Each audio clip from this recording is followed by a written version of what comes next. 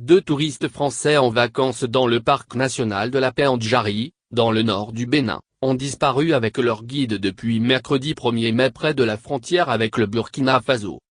Le cadavre d'un homme africain en très mauvais état, vraisemblablement mangé par les vautours, a été retrouvé samedi. Il s'agit de celui du guide, qui a pu être formellement identifié bien qu'il soit très abîmé et défiguré, a annoncé ce dimanche 5 mai à l'AFP une source proche du gouvernement béninois. Par ailleurs, un Toyota 4 roues qui transportait les 2 touristes français et leur guide a été retrouvé sans les occupants, a indiqué à l'AFP une source sécuritaire de la région.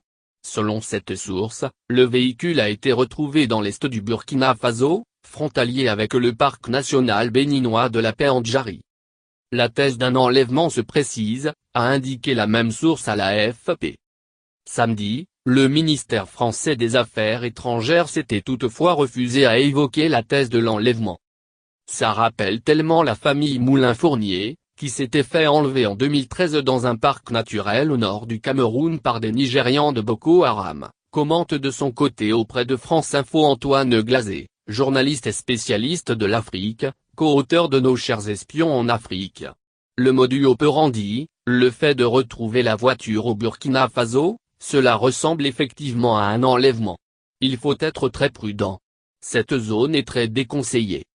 Le Bénin est considéré comme un îlot de stabilité en Afrique de l'Ouest, une région mouvementée, où opèrent de nombreux groupes djihadistes liés à Al-Qaïda et l'État islamique, Mais le chaos qui règne depuis 2012 au Mali s'est propagé depuis environ 3 ans au Burkina Faso, confronté à une multiplication des attaques djihadistes sur son territoire. La Péandjari, ce parc de 4700 km près de la frontière avec le Burkina et à plus de 12 heures de route de la capitale économique Cotonou, fait partie des derniers sanctuaires de la vie sauvage en Afrique de l'Ouest.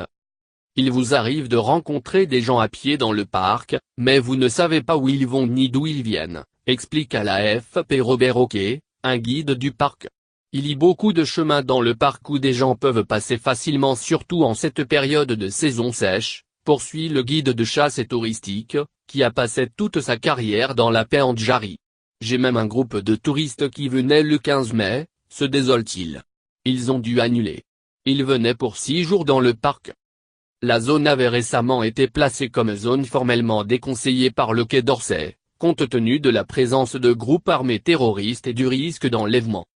Selon des experts et sources sécuritaires, le nord des pays côtiers de l'Afrique de l'Ouest, comme le Togo et le Bénin, sont devenus vulnérables ces derniers mois face à la stratégie d'expansion et de multiplication des fronts adoptée par les groupes armés.